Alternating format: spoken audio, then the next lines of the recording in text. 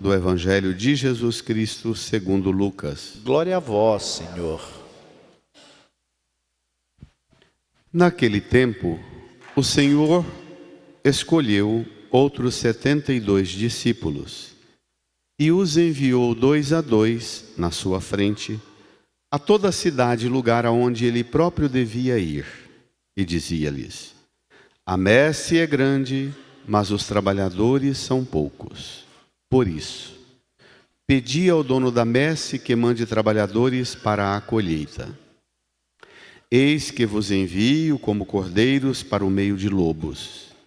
Não leveis bolsa, nem sacola, nem sandálias, e não cumprimenteis ninguém pelo caminho. Em qualquer casa em que entrardes, dizei primeiro: a paz esteja nesta casa. Se ali morar um amigo da paz, a vossa paz repousará sobre ele. Se não, ela voltará para vós. Permanecei naquela mesma casa. Comei e bebei do que tiverem, porque o trabalhador merece o seu salário. Não passeis de casa em casa. Quando entrardes numa cidade e fordes bem recebidos, comei do que vos servirem.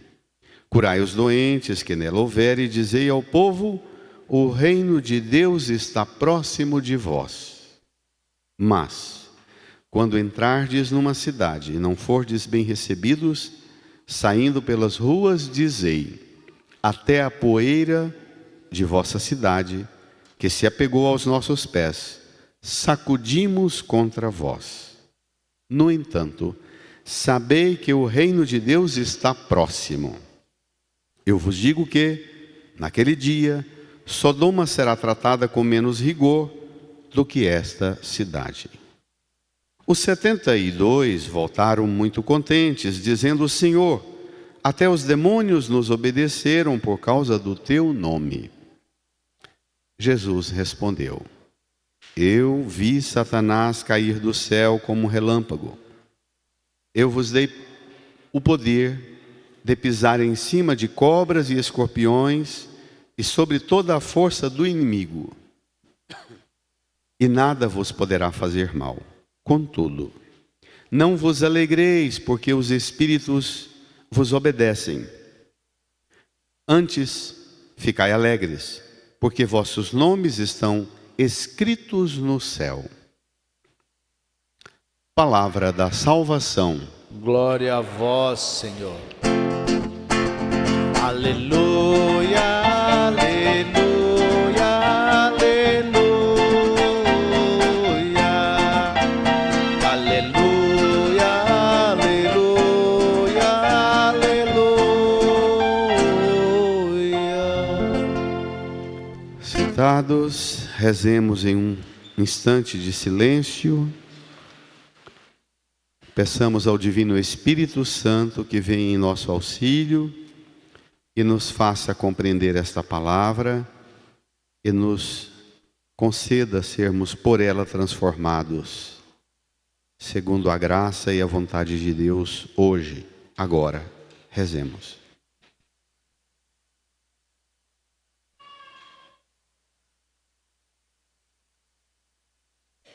Amém. Queridas irmãs e irmãos, no clima da festa do Divino Pai Eterno, o Evangelho de hoje nos apresenta a graça de sermos conduzidos por Jesus à alegria do reino de Deus que está próximo de nós.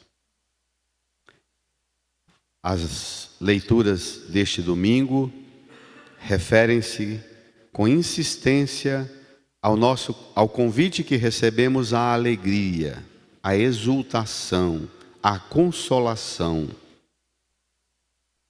A primeira leitura e o Salmo convida-nos a aclamar, a cantar, a exultar de alegria e proclamar a grandeza de um Deus que está perto de nós.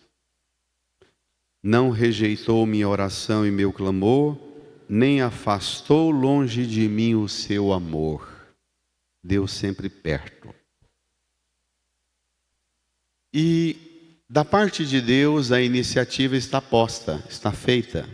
Mas qual é nossa reação à iniciativa de Deus? Como é que nós reagimos aos esforços generosos de Deus que quer ficar perto de nós? Essa devoção ao Divino Pai Eterno, ela sempre me impressiona muito, porque ela conta para nós um casal de lavradores, de gente simples, trabalhadores rurais, família pequena, humilde, capinando a roça. No revirar da terra encontra um medalhão e vê naquilo um sinal de Deus. Uma coisa tão simples, encontrar um medalhão de argila, de barro, limpar e visualizar as representações das pessoas sagradas de Deus, Pai, Filho e Espírito Santo, com Nossa Senhora de joelhos, e chamar aquele medalhão de forma simples, típica do povo simples, chamou simplesmente de Divino Pai Eterno. Esqueceram as outras representações e sintetizaram o que é próprio da piedade popular. Não tem grandes discursos, mas tem uma experiência profunda, simples, humilde, despojada. Isso é muito bonito na fé das pessoas humildes. Uma fé despojada. Que Jesus convida-nos a experimentar essa fé.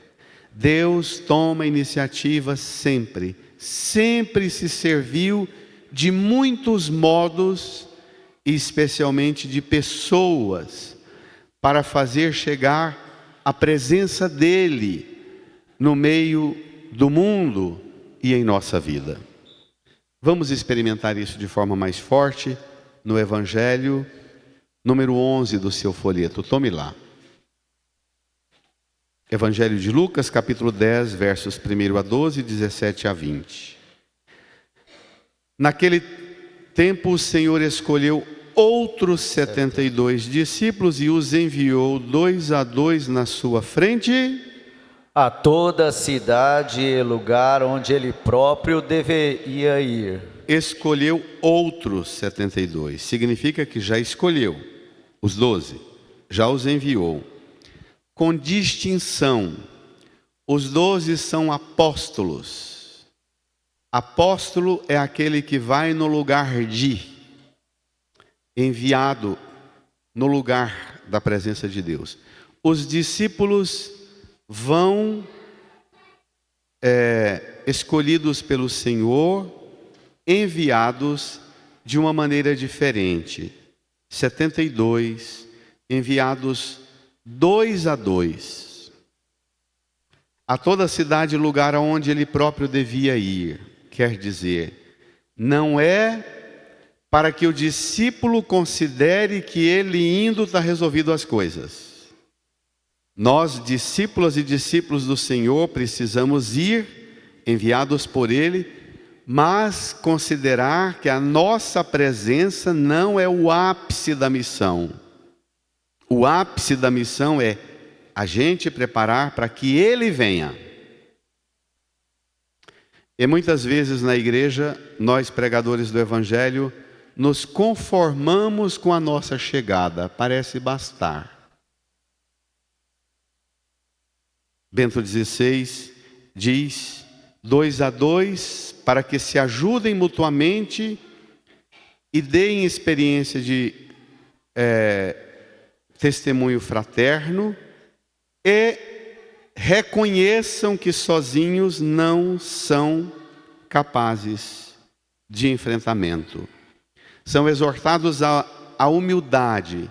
Vocês precisam contar uns com os outros.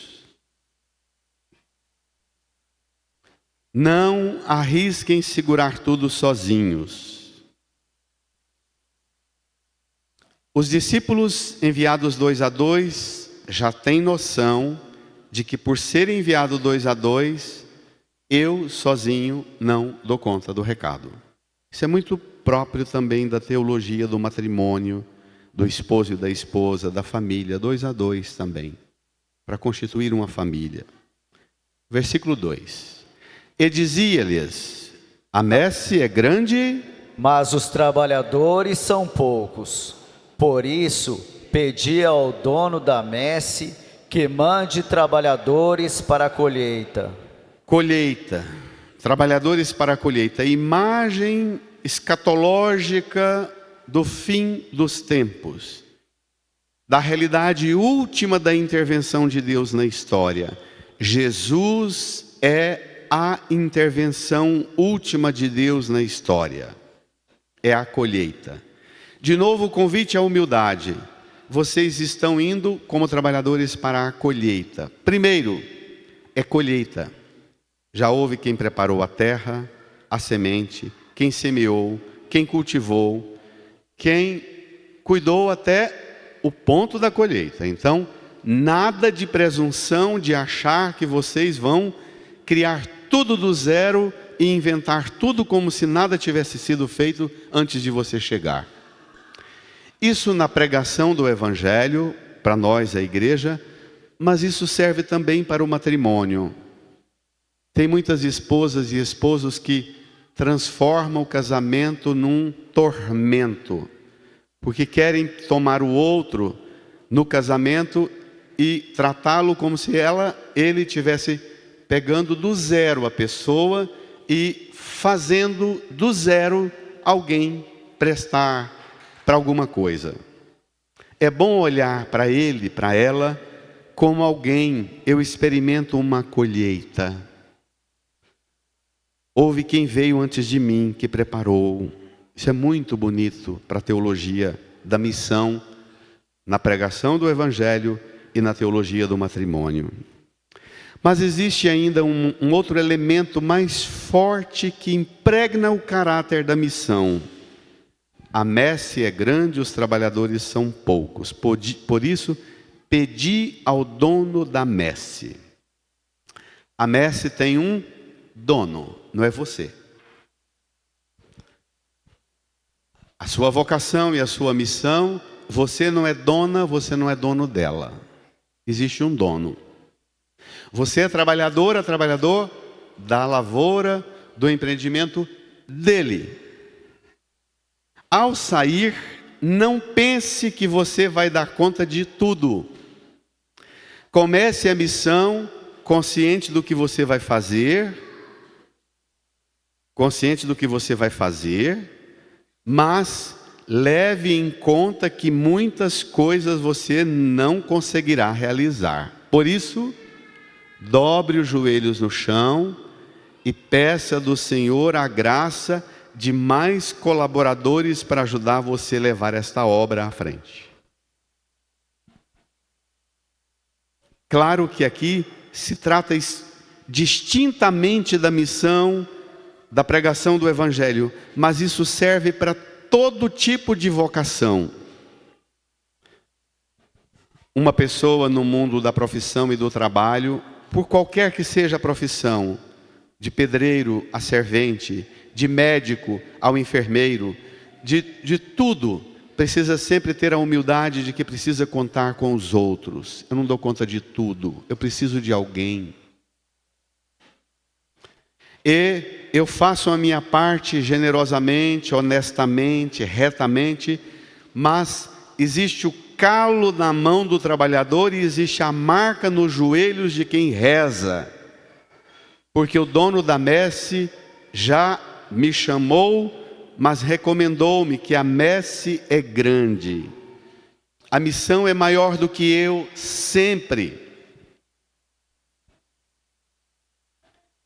Isto, irmã e irmão, pode mudar drasticamente o seu modo de enfrentar as dificuldades da sua missão. Na vocação, na profissão sua, na missão e na vocação no matrimônio. A ajuda na igreja como catequista, qualquer um dos serviços e ministérios, seminarista, qualquer serviço como padre. Mudar o critério na forma de encarar as coisas. A consciência de que eu levo a minha responsabilidade, mas eu dobro o joelho no chão porque mais pessoas precisam vir, porque o trabalho é enorme. Quantas vezes vocês, esposas e esposos, enfrentam dificuldades terríveis no matrimônio, até o dia em que vocês conhecem alguém, às vezes um casal de amigos, que chega no seu esposo ou na esposa e começa a ter influência sobre ele, sobre ela, e começa a mudá-lo. Uma dificuldade que você lutou e achava que não conseguiria mudá-lo, a presença de um casal de amigos influenciou e ele foi transformado. São os outros trabalhadores que você precisava pedir que o Senhor ajudasse você. Na amizade, aperfeiçoou minha esposa, meu esposo, como companheiro. Essa consciência de que ninguém dá conta de tudo sozinho. E mais, as advertências. Não ponha sua confiança naquilo que não tem condições de dar as garantias. São elementos necessários, importantes, mas não ponha sua confiança naquilo que não é o essencial. Vamos ver? Primeiro, versículo 3. Eis que vos envio como cordeiros para o meio de lobos. Cordeiros para o meio de lobos. Ou seja, sejam pacíficos, apesar de tudo, e vão transmitir uma mensagem de paz. Tem lobo no caminho. Nós, padres, vamos para uma paróquia e às vezes demora a gente descobrir quem é que tem bom esforço de apresentação para colaborar, mas às vezes nós corremos o risco de tratar cordeiros como se fossem lobos e tratar lobos como se fossem cordeiros. Isso é genérico no trabalho, na política, na economia, na sociedade, mas sobretudo na igreja. O cuidado para não tratar cordeiro como se fossem lobos e tratar lobos como se fossem cordeiros. Esse discernimento permanente. A necessidade, vocês pais, para relacionarem com os filhos e saberem o discernimento em que o bichinho esconde nela, um lobo violento, agressivo, voraz, esperto, capcioso, e que você como pai e mãe não percebe, porque é pai e mãe. E na educação, converter aquele lobo num cordeiro, isso é processo que demora muito. A gente às vezes escuta os esposos e as esposas e convive numa comunidade e pensa assim: o que essa esposa diz dele, o que esse esposo diz dela, e o pai e a mãe não têm noção do que essa criatura, filho dele, é capaz de fazer. Então, não é um processo simples. Esse discernimento precisa supor em nós uma humildade para o discernimento sempre. Então, o critério no trato a lobos e a cordeiros. Mas em você, como é que você vai enfrentar isso? Qual o critério que você terá para enfrentar isso? Bajulação? Patrocínio de melhoras? Não. Versículo 4. Não leveis bolsa, Nem sacola, nem sandálias, e não cumprimenteis ninguém pelo caminho. O padre João Deiber, que deu a vida nessa paróquia e que era nosso professor de Bíblia, ele dizia: é muito perigoso um missionário que põe a confiança dele todo na cesta básica, na bolsa, na sacola e no dinheiro, na sandália, no que ele vai dar para os outros. Um missionário que às vezes pensa que o resultado, a eficácia da missão é coisas para dar para os outros ou para se bancar. Nem a bajulação e nem o populismo da manifestação efusiva do afeto. Não cumprimenteis ninguém pelo caminho. Não ponha você no centro da coisa e não transforme você no centro dos afetos. Cumprimentar o tempo inteiro e achar que por todo mundo te cumprimentar você é o máximo e basta. O que você dá é o máximo e basta. Ter coragem de dizer, olha, o que eu vou, minha missão é levar Deus e não coisas. É levar Deus e não a mim. De novo, remete isso para você, esposa e esposo, para você, pai e mãe. Deus colocou este homem, esta mulher na sua vida, para que você também dê mais do que você mesma, você mesmo como esposo e esposa, na íntima comunhão de corpos, mas que você saiba, para além desta comunhão, dar Deus, mais do que dar bolsa, sacola e sandálias, presentes e entupir armários, onde a pessoa não precisa de mais nada, não tem nem onde colocar mais coisa, mas você é entope de coisas, e você não consegue, você dá conta de dar coisas, mas não dá conta de dar Deus. Isso existe? Existe? Cadê Deus? Diminuir o foco dos afetos, cumprimentar pelo caminho, dos bens materiais, sacola, bolsa, sandália. Agora vem o conteúdo propriamente. Vamos lá? Versículo 5. Feitas as advertências, qual é afinal de contas a razão de você ir? Em qualquer casa em que entrardes, dizei primeiro: a paz esteja nesta casa. o dom da paz. O dom precioso messiânico da paz, que só Jesus pode garantir. Ninguém é capaz de levar este dom, senão o próprio Jesus.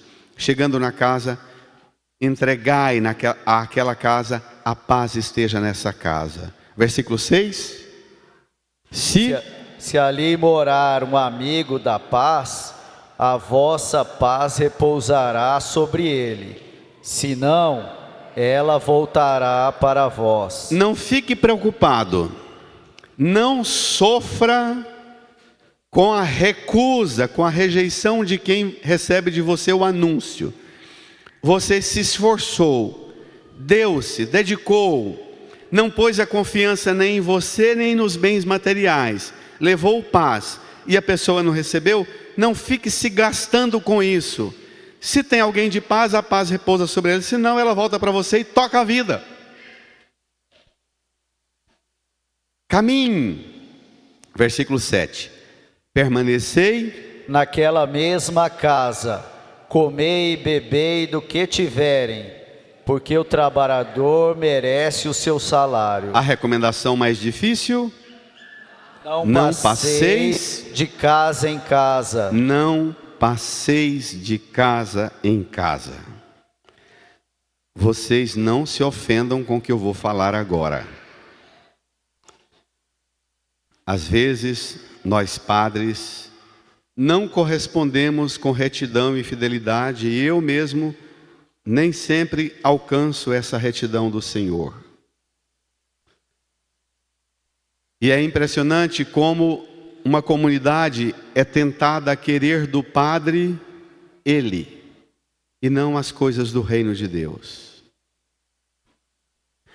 O padre é considerado se ele passa de casa em casa, se come de casa em casa. Não é à toa que Jesus por 2 vezes fala: comei daquilo que vos derem. Vocês todos conhecem o ditado: comi igual padre. Porque é fácil nós, pregadores do Evangelho, transformar a razão da missão em ficar de casa em casa comendo e bebendo. De casa em casa levando a nós mesmos. Eu, caminhando para 30 anos de padre, tenho a dolorosa experiência de chegar numa paróquia e as pessoas e famílias e casais mais velhos da comunidade que contam orgulhosos dizendo: quero levar o senhor lá em casa, o padre fulano, o padre fulano, o padre fulano sempre ia lá. E aí você vai aproximando e convivendo com a família e você percebe que o padre foi lá, mas ele nunca levou Deus para aquela casa, porque os filhos e os netos não têm noção do nome do pai. É impressionante como isso é matemático. E eu posso até dizer que a gente cria uma impressão, quando a gente vai adentrando na vida da comunidade, para muitos o critério é esse: o padre, tadinho, é fraquinho, ele não tem conteúdo, mas é amigo do povo. O padre, coitadinho, vai na casa das pessoas, a gente não entende nada do que ele fala, mas ele está lá. Não há apelo de realidade maior, tudo é horizontal, tudo é comer, beber, abraçar, cumprimentar, tudo é aqui, basta ser amiguinho para cá, não há elevação para uma realidade maior, para capacitar e qualificar o esposo e a esposa, o casal, o dono daquela casa, a serem capazes de dar Deus e as coisas de Deus para os filhos. O padre dá ele, mas não dá Deus. Isso existe, gente? E hoje em dia, com a tragédia do advento das redes sociais, dos seguidores do padre, ainda só piorou o caldo. Às vezes a pessoa pede o que vem agora. Vamos ver? Versículo 8. Quando entrardes numa cidade e fordes bem recebidos, comei do que vos servirem. Não fique fazendo lista do qual é o prato melhor e principal que você gosta. Por que Jesus insiste tanto que nós, missionários, preocupamos tanto com comida? Versículo 9. Curai os doentes que nela houver, e dizei ao povo: o reino de Deus está próximo de vós. Cure os doentes, mas não ponha na cura da doença o centro e o acento. Cure os doentes, mas aponte para os doentes curados uma realidade maior. O reino de Deus está próximo. Você precisa dar um salto da cama da enfermidade para uma realidade maior do que ter saúde boa. Porque tem gente que não tem saúde boa, mas busca e quer o reino de Deus. E tem gente que tem saúde boa e nunca pôs o pé na beirada do reino de Deus. Isso existe?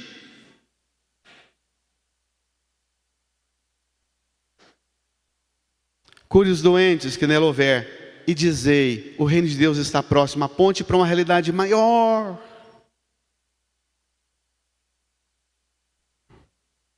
Às vezes, repito, às vezes, muitas vezes, eu acompanho e sou capaz de levá-los para visitar mais de 15 famílias de uma comunidade como essa. De gente que é super amigo de padres, e que você chega lá, os próprios filhos, onde o padre nunca sai de lá para comer e beber, os próprios filhos não têm base nenhuma religiosa. Mesmo eles, entre eles, não se entendem, não se respeitam, nem respeitam o pai e a mãe. E o padre serviu para ir lá, para desautorizar o pai e a mãe, e os filhos dizerem: mãe, pai, logo aquele padreco que amigo seu. É assim. Porque o padre dá ele como amigo e não dá Deus. Dá coisas, sacola, bolsa, sandália, dá uma bençãozinha de saúde, mas não dá o reino de Deus. É tão difícil esse evangelho para nós padres, para nós pregadores do evangelho, e seguramente é difícil para vocês, porque na maioria das vezes as pessoas dizem: vai lá em casa, o senhor nunca foi lá em casa. Se falar assim: vai lá visitar um doente, eu não podendo ir, eu providencio, com urgência, que a secretaria encaminhe um padre para ir lá, não fica sem assistir. E alguns dizem assim: eu quero que o senhor vá lá, mas nós vamos marcar um almoço. Eu falo: eu vou lá dar a bênção, mas almoçar eu não vou jantar. Eu posso ter famílias de amigos. Eu posso frequentar, eu preciso ter famílias e grupos de amigos, mas eu não posso fazer disso o centro do meu ministério, eu não posso ficar a serviço disso. E a paróquia não pode ser uma organização a serviço desses caprichos do padre, das amizades particulares do padre. Precisa que essa amizade, também os amigos do padre, ajude o padre a enxergar realidades maiores. O padre é fraquinho, não tem conteúdo, mas é amigo. E que tal você se transformar a amizade que você tem com o padre numa oportunidade de ajudá-lo a zelar mais do ministério dele? A ser mais dedicado com as coisas sagradas com as quais ele deve se ocupar. Ele vai deixar de ser fraquinho porque sua amizade o fortaleceu. Sua amizade foi capaz de dar Deus para o padre. E não comida e bebida e presentes, mas Deus. Aquele evangelho da Semana Santa que Jesus diz: eu não vos chamo amigo, eu não vos chamo servo, eu vos chamo amigo porque vos dei a conhecer tudo o que ouvi do meu Pai. Amigo é aquele que dá a Deus e não coisas, e não a si. Esse conceito de amizade que Jesus tem, esse conceito é o da cruz. Olha o conceito que Paulo tem na segunda leitura. Quanto a mim, que eu me glorie somente da cruz do Senhor nosso Jesus Cristo. Por ele o mundo está crucificado para mim e eu estou crucificado para o mundo. Nada me interessa. Que eu me glorie somente da cruz do Senhor nosso Jesus Cristo. Essa é a glória nossa. E agora vem, irmã e irmão, a parte difícil. Vamos lá? Mais difícil de tudo. Versículo 10. Mas quando entrardes numa cidade e não fordes bem recebidos, saindo pelas ruas, dizei: brada, até a poeira de vossa cidade, que se apegou aos nossos pés, sacudimos contra vós. No entanto, sabeis que o reino de Deus está próximo. É curioso porque Jesus manda que o conteúdo não sofra variação. Tanto os que acolhem bem quanto os que acolhem mal precisam receber o mesmo conteúdo. Sabei que o reino de Deus está próximo, para aquela cidade que não vos acolheu. Em qualquer casa que entrardes, dizei: o reino de Deus está próximo. O conteúdo é o mesmo. Mas há ocasiões em que precisa do pregador e do missionário saber ter coragem de ir para a rua e dizer: gente, eu vim trazer o reino de Deus, mas vocês me querem apenas como coisa daqui. E para quem me quer como coisa deste mundo, de casa em casa, cumprimentando todo mundo, com sacola, com bolsa, com sandália, para quem me quer para as coisas daqui, eu dou-lhes a poeira dos pés. Nem isso eu quero. Não se ofenda, não é nada pessoal, tá? É o evangelho. Eu até tenho uma graça de amar muito e estimar muito essa comunidade. Não é nada pessoal. É o evangelho. Trabalhando nesses dias em Trindade, uma coisa que mais me impressiona lá em Trindade é ouvir as pessoas. Por que é que elas vão numa romaria e peregrinação tão grande aos santuários? A imensa maioria das pessoas que vão aos santuários vão porque tem uma experiência muito ruim de comunidade, de paróquia, de conflito, de convivência. É muito curioso isso. Cada vez que eu ajudo lá, eu volto para a paróquia dizendo o que eu tenho que melhorar na paróquia. Porque lá eu escuto gente do Brasil inteiro dizendo: olha, eu quero desabafar, aqui é tão bom, é tão bonito, a gente recebe isso, mas lá na minha comunidade, na minha paróquia, aí lasca a lenha. Permita-me fazer umas perguntas, que eu fiz para mim também. Você às vezes se sente que de tudo que a igreja faz, Não tem sobrado para você mais do que poeira? Você às vezes vai à missa e te dá uma fadiga, uma inquietação, e parece que está entrando poeira no seu ouvido, poeira na garganta, poeira no nariz?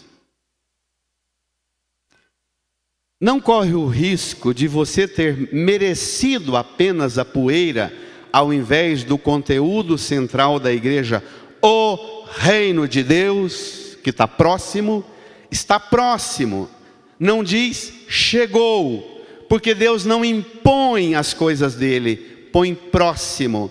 É só a partir da sua iniciativa, de perguntar à igreja: eu tenho algumas dificuldades concretas para experimentar as coisas do reino, eu tenho dificuldades concretas de experimentar a força do reino, eu tenho dificuldade nisto, e nisto, e nisto, e nisto, e a igreja vai te ajudar a superar os obstáculos, e é você, por abertura própria, que enfrentará os obstáculos seus, e você providenciará a superação daquilo que te impede de entrar na novidade do reino.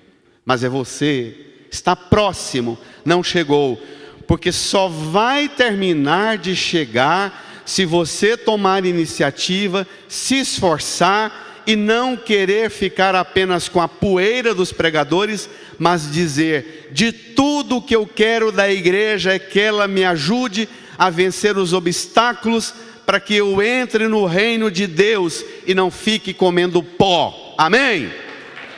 Vai!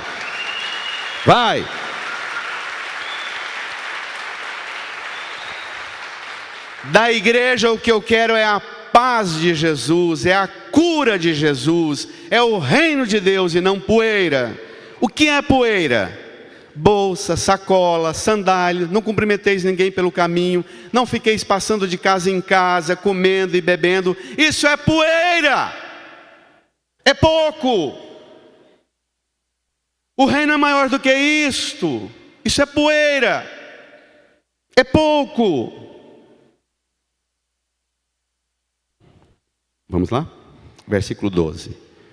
Eu vos digo que naquele dia Sodoma será tratada com menos rigor do que essa cidade. Uma pessoa que quer o padre e o pregador do evangelho para comer, beber, passar de casa em casa, com bolsa, sacola, sandália e abraço e cumprimento, ele vai ter sentença maior do que Sodoma, a capital da perversidade do pecado. Já pensou nisso?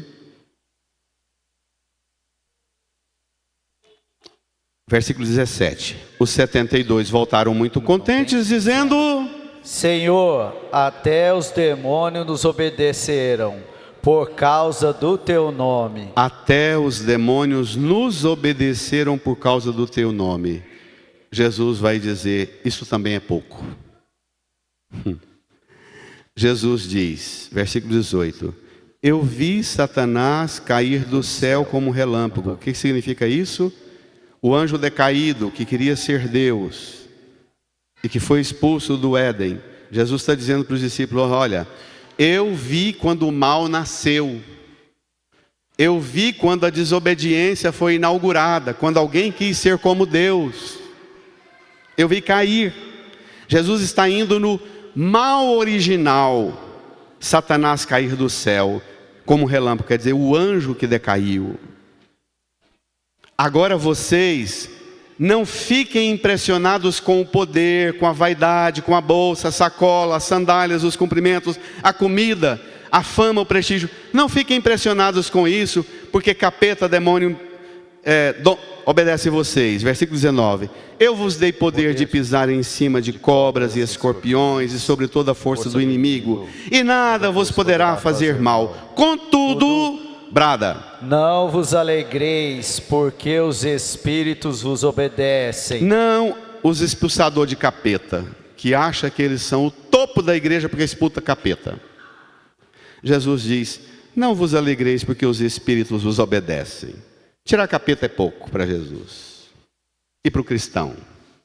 Existe realidade muito maior do que esta. Antes, vírgula, leia. Ficai alegres, porque vossos nomes estão escritos no céu. Não empolguem com o que vocês fazem. Alegre-se com o que Deus fez por vocês. Tire o olho de vocês da dimensão horizontal do que vocês fazem.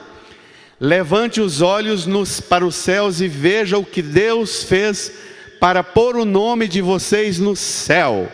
O seu sangue derramado apagou o pecado de vocês e inscreveu o nome de vocês no céu. Esta deve ser a alegria de vocês, a paz de vocês, a cura de vocês, o dom precioso da vida de vocês. Amém, igreja? Amém. Vai.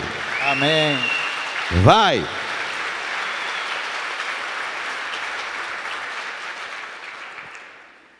E termino com uma das histórias mais espetaculares que eu já ouvi na minha vida. Bento XVI, o Papa, um pouquinho antes dele pedir renúncia, ele visitou, já contei isso aqui muitas vezes, mas esse é o tipo de história que eu nunca vou ter dó de repeti-la. Quanto mais velho, mais eu quero repeti-la. Bento visitou uma diocese na Alemanha, onde ele foi pároco quando jovem. Visitou aquela diocese, passou lá uma semana, convivendo com o povo, com as comunidades, com as pastorais, movimentos, e no último dia da sua visita, marcaram uma reunião com todos os projetos e obras e grupos que naquela diocese faziam atividades sociais de caridade, de formação, de educação, escolas, tudo quanto é obra da diocese. Lotaram uma catedral enorme, lotaram. E o Papa ficou assim das 9 da manhã até depois do meio-dia, escutando o povo contando os relatórios, que nós assistimos tantas pessoas, já fizemos tantas e tantas atividades, já tivemos tantos e tantos alunos, e caridade, e formação, e obra. Lá pelas tantas, o próprio povo inquieto de tamanha reunião, um padrezinho, um missionário italiano, porque a Alemanha não é bom mais de vocação, que cuida daquela igreja, se levanta, chega no ambão, toma o microfone e diz ao Papa Bento: santidade, todos contaram coisas maravilhosas, não tens nada a dizer a toda essa gente que te espera uma palavra. O Papa Bento demorou, aquele silêncio sepulcral naquela igreja gótica de séculos. O Papa Bento sentado, puxa o microfone para perto da boca dele e diz: depois de passar uma manhã escutando tudo que vocês realizam nessa diocese, nas obras e projetos de vocês, eu fiquei muito impressionado. Mas permitam-me dizer uma questão que brotou ao longo desta manhã ouvindo vocês. Vocês são tão empolgados e apaixonados com tudo que vocês contam daquilo que vocês fazem, que eu fiquei a pensar: se tirar Deus de tudo o que fazeis, o que sobra? Aí o silêncio foi maior, mais dolorido, aquele silêncio que traspassa a alma. Bento diz: tenho a impressão que se tirar Deus, se tirar Cristo de tudo o que fazeis, o que sobrará tudo, porque de tudo o que fazeis, Deus não parece fazer falta em nada. Sois tão ciosos e encantados com aquilo que vós mesmos fazeis, que Deus parece absolutamente desnecessário. Tem muitos maridos e esposas dentro do casamento que é assim. Ele é tão cheio do que ele faz lá, que Deus, se aparecer Deus, é para bater palma para ele, para ela. Não é para ele adorar e dizer obrigado, Senhor, por tudo que recebemos. Tem muitos de nós, padres, que se tirar Deus, se tirar Jesus, não faz falta nenhuma, porque nós não damos outra coisa senão a nós mesmos. Irmã e irmão, dar Deus e dar Cristo é uma das tarefas mais decisivas na vida da identidade cristã. E eu digo a você, a partir de hoje, ao chegar perto de um padre, não diga para a criança, dê a mão para o padre. Eu fico com vontade de ir embora quando... Dá a mão para ele, filho. Dá a mão para ele, bebê. Não é dar a mão para padre. Isso é domesticação de subserviência humana. Vem aqui, dê a mão para o papai, pede bênção. Dê a mão para a vovó, pede bênção. É a bênção. Pede a bênção do sacerdote, pede a bênção do papai, pede a bênção do vovô e da vovó. Não é dar a mão. Dá o pé, mulata, dá o pé, papagaio. Por favor, muda essa linguagem. Você não está domesticando um bicho que você pegou no oco do pau, não, na arara. Não é dar o pé, mulata. É bênção, é Deus. E é isso que os amigos, os padres amigos de família, muitas vezes dão a si. E não dão Deus. E todas as vezes que eu dei-me a vocês e não tenho dado a Deus, perdão e corrijam-me. E tenham coragem de advertir-me. Incline a sua cabeça. E peça do Senhor a graça de você se alegrar, porque o seu nome está escrito no céu. Porque o amor de Deus já te procurou e te procura para dizer isso para você. Pela morte de Jesus, o seu nome está escrito no céu. Se você chegar lá e dizer o seu nome na porta do céu, você entrará. Sem pagar nada, sem pedir nada, você entrará. Você está na lista dos convidados a entrar no reino dos céus, não por causa das suas obras, não por causa de prestígio, privilégio, de mérito, mas porque Jesus com o Pai e o Espírito te amou tanto, tanto, que Jesus deu a vida por você para escrever o seu nome no céu. Agradeça por esta graça e peça de Jesus a bênção de você se abrir a isto e não fazer da igreja um lugar para ser apenas amiguinhas e amiguinhos daqui e das coisas daqui, mas das coisas do céu. Cura-me, Senhor, com teu Espírito, e minha alma reviverá. Cura-me, Senhor, com teu Espírito, e minha alma reviverá.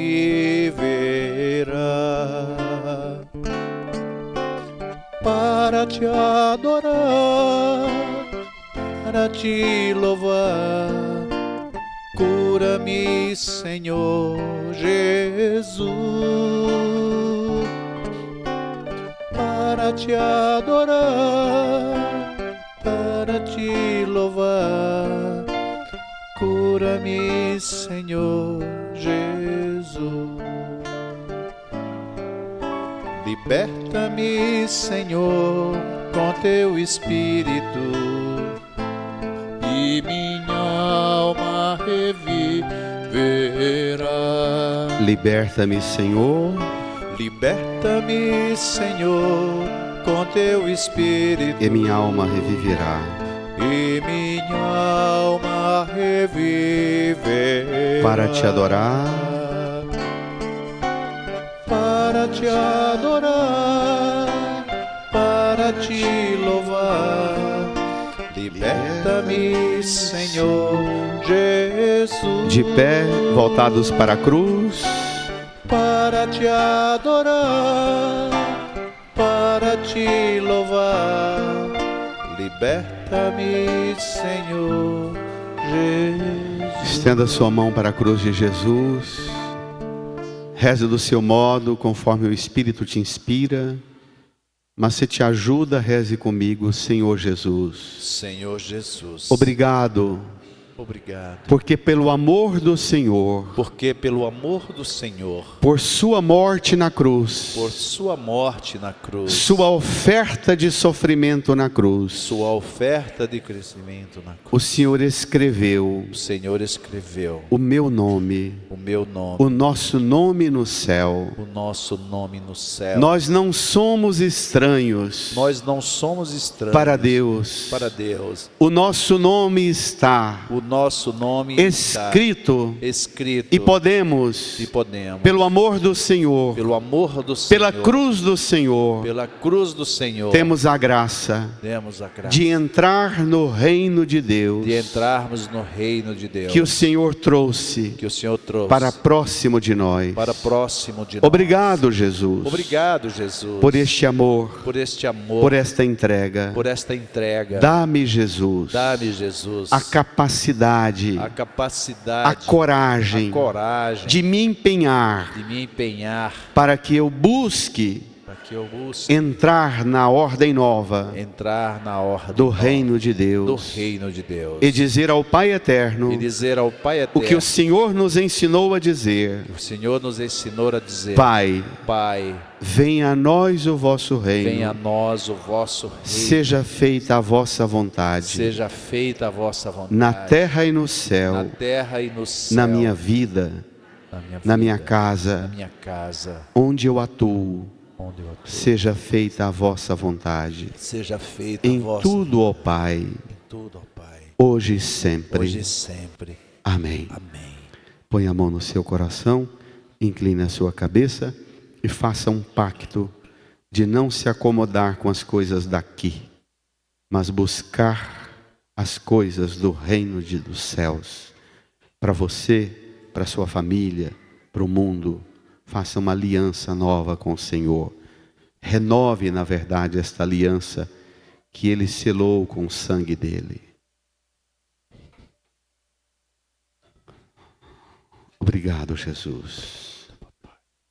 E mais do que dar você e as coisas suas, dirija quem está do seu lado e dê a paz e dê Deus num abraço carinhoso. Saudai-vos desejando a paz. Na flor vejo manifestar o poder da criação. Nos seus olhos eu vejo estar o sorriso de um irmão. Toda vez que eu te abraço e aperto a tua mão, sinto forte o poder do amor dentro do meu coração. Vamos cantar, vamos louvar. Quero te dar a paz Do meu Senhor. com muito amor. Levante a mão. Quero Mande essa paz para sua te casa, dar para o a seu paz trabalho. do Mais meu suave. Senhor, Mais com suave, muito amor. mais suave. Mande essa paz para o mundo. Te dar a paz Cante. do meu Mande essa paz para as Senhor. pessoas mais difíceis da sua vida, da sua família. Mande essa paz para elas também.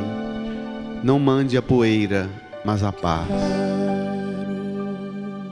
Te dar a paz do meu Senhor com muito amor. Creio Em Deus Pai Todo-Poderoso, Criador do céu e da terra, e em Jesus Cristo, seu único Filho, nosso Senhor, que foi concebido pelo poder do Espírito Santo, nasceu da Virgem Maria, padeceu sob Pôncio Pilatos, foi crucificado, morto e sepultado, desceu à mansão dos mortos, ressuscitou ao terceiro dia, subiu aos céus, está sentado à direita de Deus Pai Todo-Poderoso, donde há de vir a julgar os vivos e os mortos. Creio no Espírito Santo, na Santa Igreja Católica, na comunhão dos santos, na remissão dos pecados, na ressurreição da carne, na vida eterna. Amém, igreja. Amém. Senta e ofereça você disposta a levar a paz e as coisas